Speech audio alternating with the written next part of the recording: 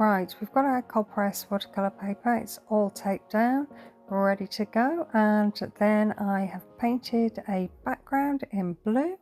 I've got my bubble wrap and I've got Kuretake watercolor paint in Prussian blue. I've got a large flat brush here and I'm just brushing onto the bubbles. So just covering it with all of that lovely watercolor paint, and then I'm just going to print it onto the watercolor background. Just gently patting it so that colour transfers from those bubbles onto the background blue. So then I'm going to peel it off and then I'm going to do it all over again.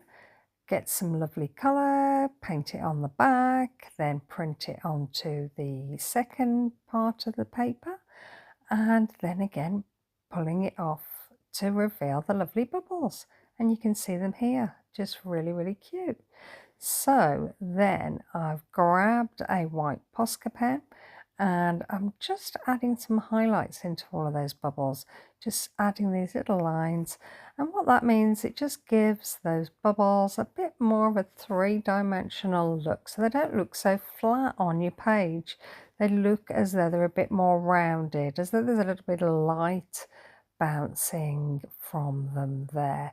So just completing all of those, every little blue mark I'm trying to get one of these white marks into, and then once I've done that, I am going to get my little squeegee bottles, and I've got some black acrylic paint, and I thought it'd be fun just to encircle these bubbles. Just wanted to give them a little bit more dimension, and the black paint will look a bit like a shadow and make those bubbles sort of pop out a little bit more. So it does look a little bit like honeycomb, I think, here when you're actually encircling it with this lovely black paint. And I'm just going around here. You can see I'm going around each and every little mark that I can see, and sometimes there aren't any marks on the paper and I'll just leave that space blank, but every blue mark I can see I'm going to encircle with this lovely black paint. These squeegee bottles are really fun to use. I love using them. You just slowly squeeze that paint out and you can draw with it. Really nice. If you haven't got these squeegee bottles, don't worry. What you can do is either pen round with a black pen or get a very small brush, dip it into your acrylic paint and do the same kind of mark making.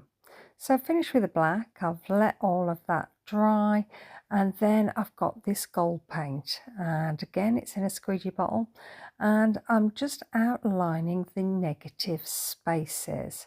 So just where you can see the spaces where the blue is, I'm just outlining those spaces there. So just going around all of the bubbles and just highlighting that space where the negative, where there's no black marks on there.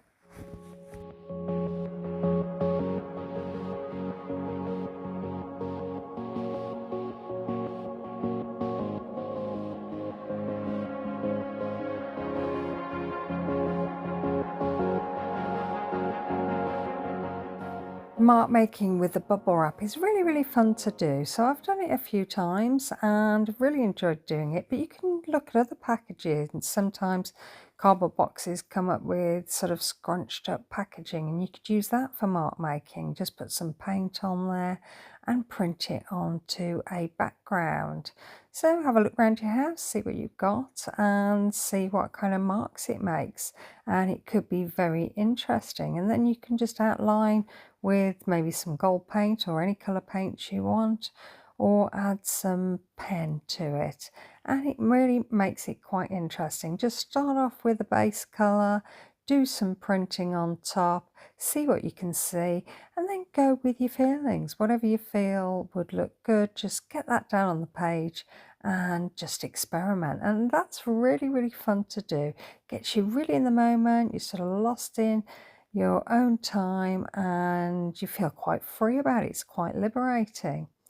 So I've done all of that with the squeegee bottle, and then I've grabbed a black fine liner and I'm just outlining those gold marks, and that just makes it pop a little bit more. And I am going to add some more black marks to those negative spaces. So I thought, well, if I outline this can be the start of my filling in that negative space. But you might want to just leave it as it is. It looks very nice as it is, I think. But I was in the moment and I just thought, well, I just want to continue. So I thought, right, okay, let's get some lines on here. Let's add some lines into that negative space and see where we go from here. So I'm just sort of like hunt the little space and just finding those little spaces to complete and adding lines up the page. You may want to add vertical and horizontal, or you may want to add some little tiny bubbles. I thought that would look kind of cute as well. You might want to do it in a gold pen, or you might want to do it in some other, you know, wild kind of color, and that would look quite interesting. But I wanted to stay with the same color palette, so I'm just continuing with that gold black pen. So once I've filled in all of those spaces, I was a bit like, oh, okay, well, I still am enjoying myself. I don't really want to stop. And I love it when I get to this point because I'm sort of like, oh, okay, what else can I put in? And then I decided to grab a uni ball. It's a copper broad pen, and I thought that'd be really nice to add some little round dots on those little strings. They look like strings, those black lines that I put there, and I thought it'd be nice to add some little dots on there just because, you know, I'm having a great time. Let's see what else. I mean, it's now getting very, very full, this page, and I don't think there's much else I really can add to it.